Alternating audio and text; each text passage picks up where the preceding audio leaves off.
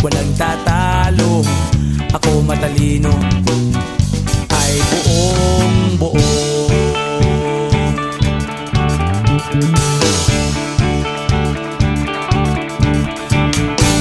Pabibinga ng sigarilyo, isang stick, ayos na ito.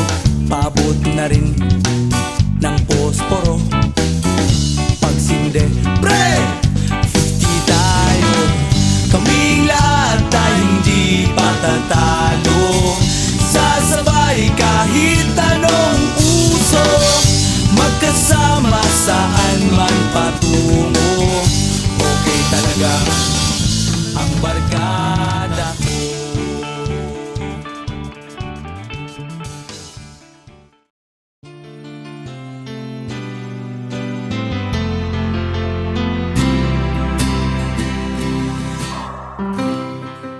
When your cell phone has no more power, it's called low bat.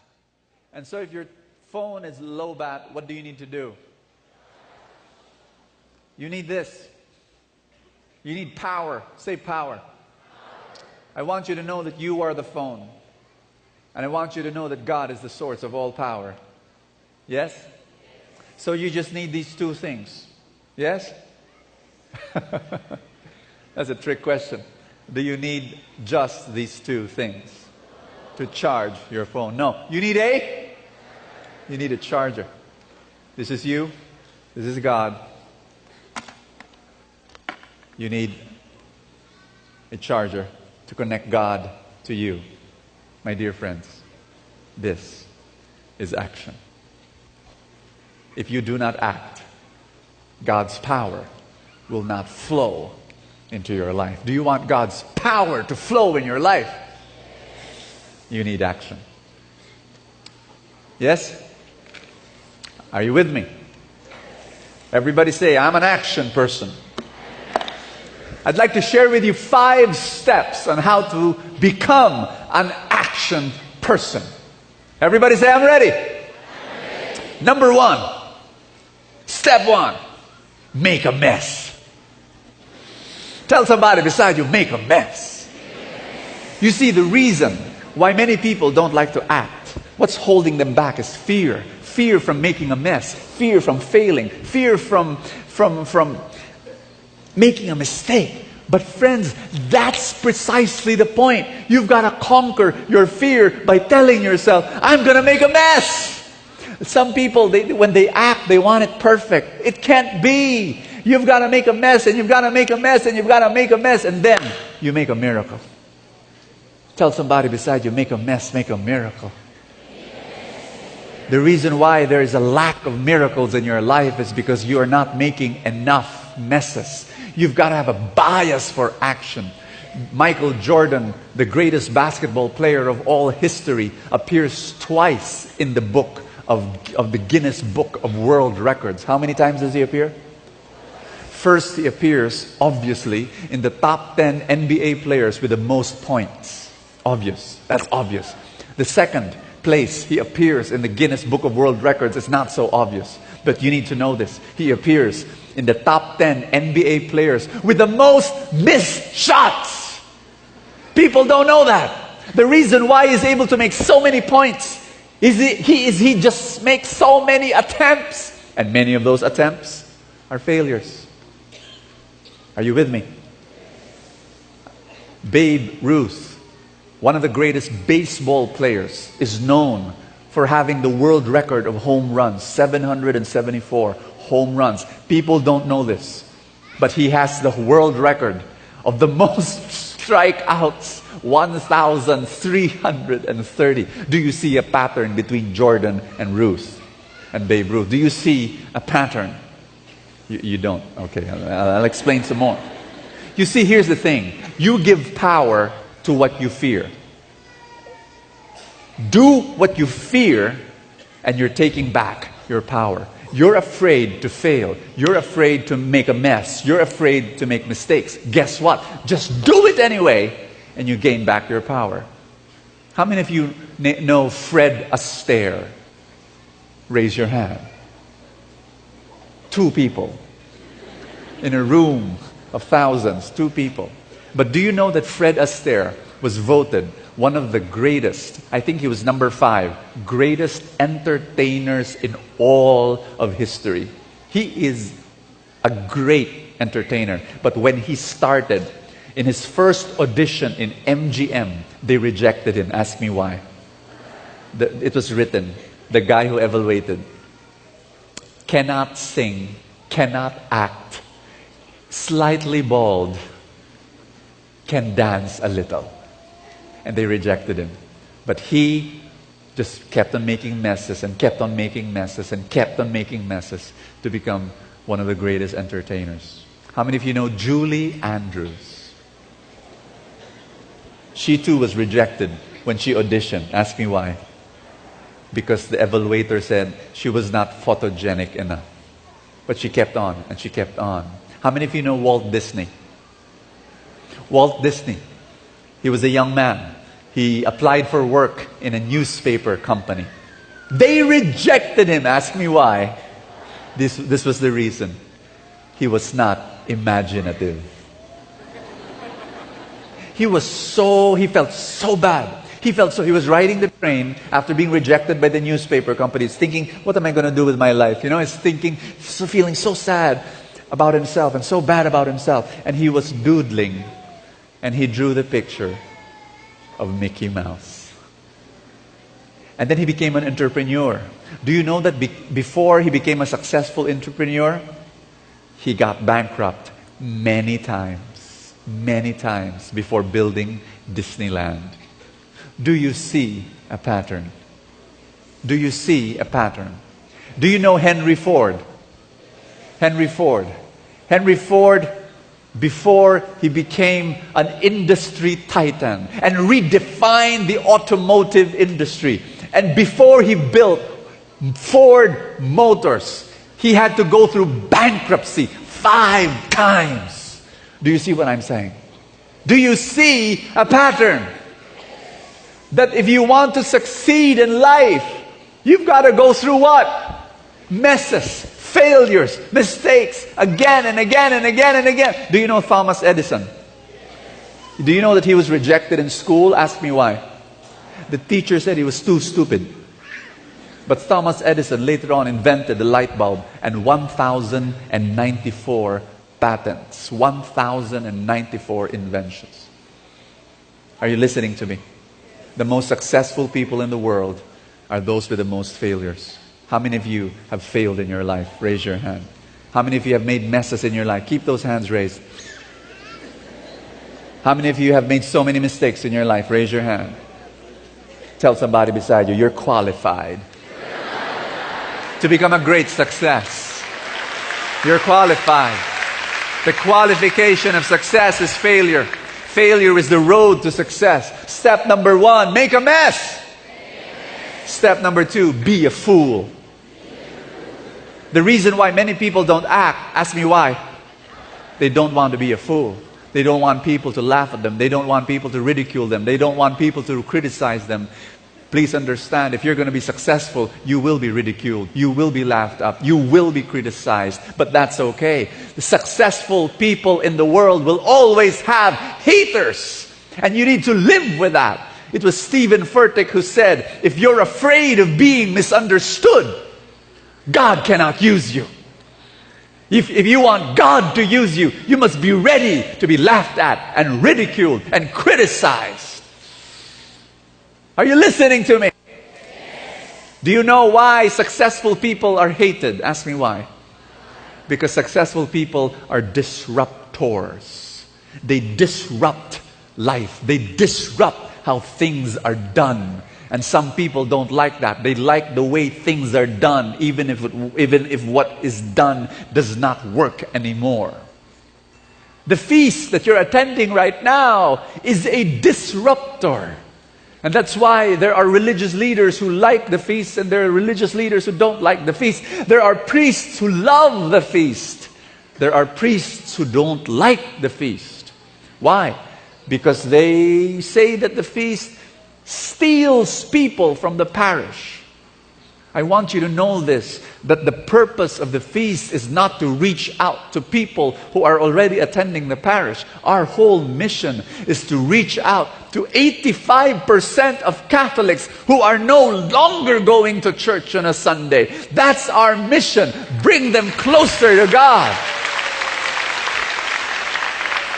When I saw that the feast had enemies, I knew that this feast was going to be successful.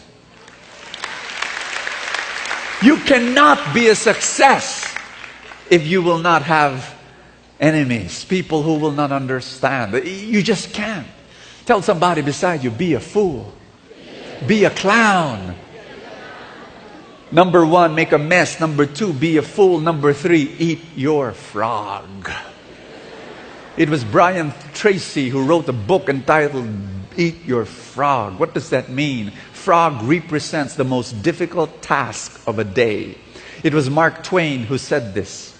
Mark Twain said this. Eat a live frog first thing in the morning and nothing worse will happen to you the rest of the day. Imagine if you make a to-do list in the morning and you write down your to-do list. I'm a salesman, I need to call up 20 potential clients, clean the fridge, help Junior in math, buy fruits in the grocery and eat a frog. Brother Bo, what in the world is eat a frog? No, let's just use your imagination. Maybe you're studying in school and your biology teacher said that you're supposed to eat a live frog, as a class experiment. Or you're a woman and you're reading a female magazine, a woman's magazine, and one of the pages there, an article says that if you eat a live frog, your skin will turn whiter, your nose will be taller, and you'll just be more beautiful. It has some side effects though. Your tongue will be 5 feet long, and it'll be extra sticky.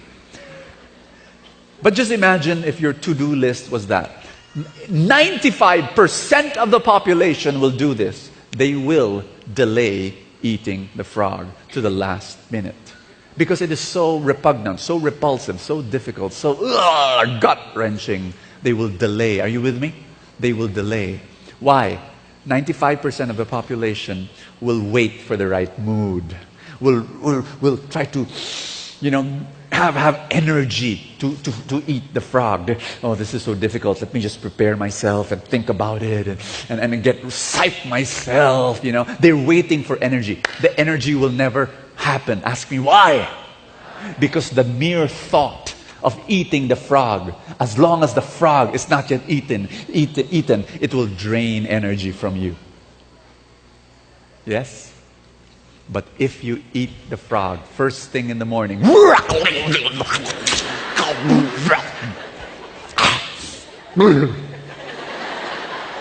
you gain energy. You gain momentum. I did it. I did it. Ask somebody beside you, what's your frog? It might be making a difficult phone call. You're a student, it might be trigonometry, studying for trigonometry because you hate trigo. You hate it. Guess what? Do it first thing. Do it first thing. Once you do it, the rest of the day will be playtime. When you eat your frog the first thing in the morning, the rest of the day will be playtime. It will be easy. Are you listening to me? Brother Bo, I have a problem. What if I have 2 frogs to eat during the day? Then this is my advice to you. If your job is to eat 2 frogs, eat the biggest one first. My assignment is that for the next 30 days, I want you to eat your frog every day. Eat your frog the first thing in the morning, every single day. Believe me, after 30 days, you will tell me, Brother Bo, my life has changed. It will change your life.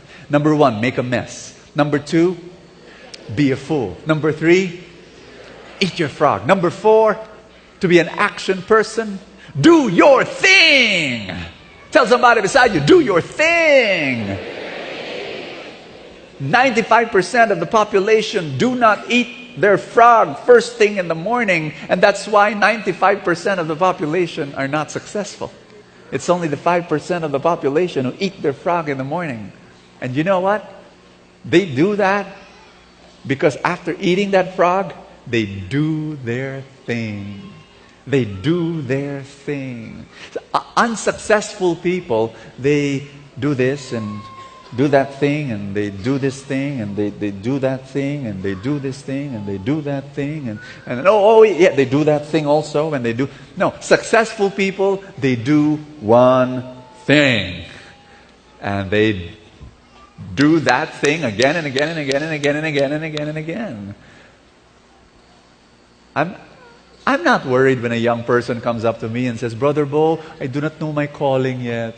Brother Bo, I still do not know my core gift yet. Brother Bo, I still do not know. I'm not worried. I'll say, oh, you're still young, go. I am bothered when an older person comes up to me, 40 plus. Brother Bo, I still don't know what to do with my life. The reason why you still do not know your core gift, your call, your one thing, ask me why. Because you've not made enough messes.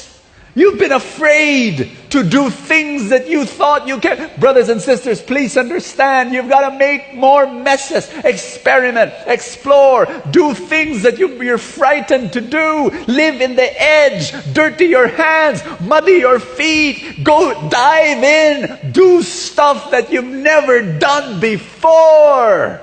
And then one day, when you make a lot of messes, you make your miracle. Do your thing. Listen to me. The only way, are you listening? Say, I'm listening. The only way to greatness is to be fantastic in doing one thing. What's the common denominator between Albert Einstein and Wolfgang Amadeus Mozart and Leonardo da Vinci and Bill Gates and Warren Buffett? What's common among them? Ask me what? They all started as amateurs. Would you believe once upon a time Albert Einstein did not know anything about physics? Would you believe that once upon a time Mozart did not know how to play the piano? Would you believe that once upon a time Leonardo da Vinci did not know how to paint? Would you believe that Bill Gates once upon a time did not know how to operate a computer? Would you believe that Warren Buffett once upon a time did not know anything about the stock market? The common thing about all of them was they started as amateurs. They started as amateurs, but they became experts. Malcolm Gladwell would say in his book Outliers that it takes 10,000 hours, 10,000 hours, doing one thing to become an expert. Robin Sharma would say this: there's a genius level. To become a genius level, to become a Steven Spielberg level, to become a Warren Buffett level, to become a Steve Jobs level, a genius level, you need not 10,000 hours, you need 30 to 40,000 hours of doing one thing. Ask the person beside you, what's your one thing? You've got to focus on that one thing, because that one thing is your path to greatness. You've got to know what your one thing is. Discover it. Make more messes. My stock market mentor, his name is Edward Lee. He started in the stock market when he was 18 years old. He's been doing it for 40 years. I calculated how many hours he's been doing the stock market. You know how many? Ask me how many. 80,000 hours. No wonder it's in the genius level. I started preaching when I was 13 years old. Today, 20 years later, I'm still preaching. I'm 33. Okay, 34. But all these years I've been preaching. There are many feast builders we have in the Light of Jesus. Many of them started preaching when they were 13, when they were 15, when they were 18, and they're preaching until now. They've discovered their one thing. What's your one thing? Step 1, make a mess. Step 2, be a fool. Step 3, eat your frog. Step 4, do your thing. Step 5, make a mess again. You see, if you keep on doing today what you did yesterday, you become obsolete. You become obsolete. That's when you start dying. No. There are people who make a mess, make a mess, make a mess, make a mess, make a miracle, and then they stop. They stop growing. No! After a success, make more messes, make more messes. Because you can't stop learning, you can't stop growing. You've got to keep on, keep on, keep on. Do I hear an amen? Amen. Look at the picture that I'm going to flash on the screen. There are people who are searching for diamonds, and then they dig and they dig and they dig and dig. And the moment when they're about to hit the diamonds, they give up. Yes? They give up. Hold the hand of somebody beside you, please. Squeeze it so hard it crushes bones.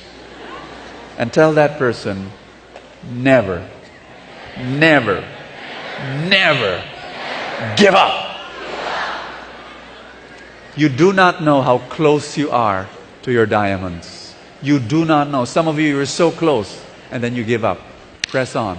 Make mess. Make a mess. Make a mess. Make a mess. Until you reach your miracle.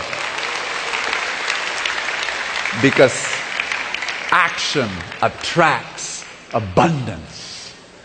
Action attracts abundance. Can I end with my story? A favorite old story. You've probably heard this before, but let me share it with you again. You have no choice anyway. You will have to bear with me because it's one of my favorite stories and I love sharing it. There were 3 construction workers who were working on top of a building. And then it was lunchtime. Dang, dang, dang, dang, dang, dang, dang, dang. And the 3 construction workers sat down, and the first construction worker got his lunchbox and opened it. Tuyo. Every day that I'm alive, it's tuyo. I have tuyo for lunch. Tomorrow, if it's still tuyo, I will jump from this building and die. Second construction worker gets his lunchbox, opens it. Fried egg. Every day it's fried egg. Don't you know this? Fried egg, fried egg, fried egg every day. If tomorrow it's still fried egg, I'm going to jump from this building and die. Third construction worker gets his lunchbox, opens it. Sardinas. Araw-araw na ginawa ng Diyos, sardinas. Bukas, pag sardinas pa rin to, tatalon ako sa building na to at magpapakamatay. I will jump from this building if it's still sardines tomorrow and die. The next day, the 3 construction workers go to work in the building. Work, work, work, work, lunch break. Dang, dang, dang, dang, dang, dang, dang, dang. 3 construction workers sit down. First construction worker gets his lunchbox, opens it. Tuyo! Tuyo! Tuyo! Throws, jumps off the building, falls down, and dies. Second construction worker opens his lunchbox. Fried egg! Fried egg! Throws it, jumps off the building, falls down, and dies. Third construction worker opens his lunchbox. Sardinas! Sardinas! Throws his lunchbox, jumps off the building, falls down, and dies. That's the story. What are you waiting for? No, there is, of course, an epilogue. Funeral. 3 caskets of the 3 construction workers. 3 widows comforting each other and crying. First widow says, I did not know that my husband doesn't like tuyo. I thought it was his favorite food. That's why I kept every day, putting tuyo in his lunchbox. Why didn't he tell me he doesn't like tuyo? Second widow, ako rin. I thought the favorite food of my husband was fried egg. So every day I put fried egg in his lunchbox. They were crying and crying. The third widow, she said, with a big question mark on her face, she was crying and she said, I can't relate with you. And the 2 widows said, why? And she answered, because my husband every morning prepares his own lunch.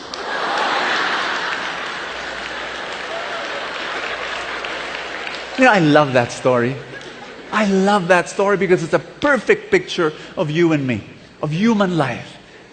I love it. Because we tend to complain about our lunch. Tell somebody beside you, you prepare your own lunch. We complain about, we're not happy with what we earn. We're not happy with our job. We're not happy with our relationships. We're not happy with our relationship with God. We're not happy with our health. We complain and we complain and we complain. At the end of the day, please understand, you cook your own lunch. The reason why you are where you are now is because you brought yourself there. Sure, there were some ingredients of the dish that came from other people, some influences, but guess what? You were the one who cooked it. You were the one who responded to the difficult situations in your life. It was still your choice. You still prepared your own lunch. So if you don't like what's happening in your life, for crying out loud, do something else, act in a different way, so that you will have a different lunch. Are you listening to me?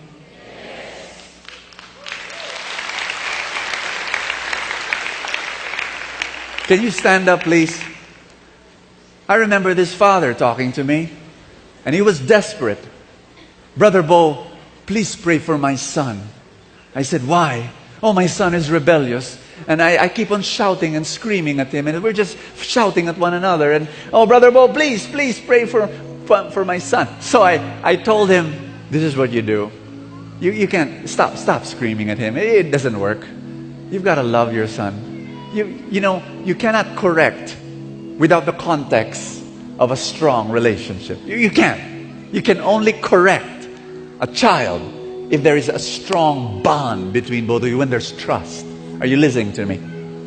When there's respect, And so I told him, have a weekly date with your son. Weekly date with your son, where you bond, where you watch a movie, where you laugh together, when you swap stories, when you have fun together. Weekly date with your son. You know what he told me? Hirap naman. That's a bit difficult, Brother Bo. Can you just pray over my son? We like magic. But you see, the power of God will not flow if you do not act. You've got to act. Yes? You've got to act. You've got to act. There was this one woman who came up to me not too long ago. Brother Bo, pray for my finances. I'm not earning enough. I've got debts. Please pray over my finances. So I prayed for her. Then I said, by the way, have you attended any of my financial seminars? I'm having one on Saturday. What time, Brother Bo? 8 o'clock in the morning. Please be there. Ay, ang aga. I'm a late sleeper, Brother Bo. You want a miracle in your finances and you're not willing to wake up in the morning to attend the financial seminar? How can the power of God flow into your life? Are you with me on this? Many of us are like that third construction worker. Every morning goes to the kitchen, opens a can of sardines, cooks it, puts it in his lunchbox. And then a few hours later, during lunchtime, has the gall to be shocked by what he finds in the lunchbox. Sardinas! Ikaw naglagay dun eh! If you're not happy with any area of your life, if you're not content with any area of your life, please understand, you have the power to change that area. God has given you that power. Lift up your hands. Open yourself to God's power. He wants to empower you. He is the socket where you will plug in your action. You are that cell phone. Maybe you're going low bat now. Everybody say, God, I open myself to your power. When I act, your power will be at work in my action. I will make a mess. I will be a fool. I will eat the frog. I will do my thing. And I will keep making messes. I will not be afraid because you are with me. I will live my life for you.